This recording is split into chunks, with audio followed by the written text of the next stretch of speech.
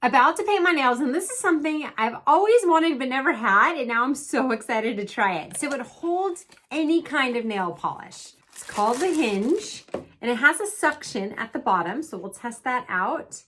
And then that's where the nail polish goes. So this is gonna be the polish I'm using, and let's see it in action.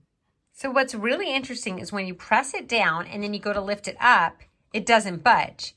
But if you just kind of apply extra pressure, it will come right off. So it's a really neat style of suction. And then any size bottle, it says. So this bottle is a little more square and it fits perfectly in there. So it defaults to up and down, but you can easily tilt it as well. It also swivels. So it swivels and it tilts and it holds it in place. So it's one less thing that you need to hold. I highly recommend this. It's amazing. Does all the tilting. And then if you go to just lift it up, the suction will come up. But if you just knock it around, you can see it stays on really well. But you can slide it if you need to.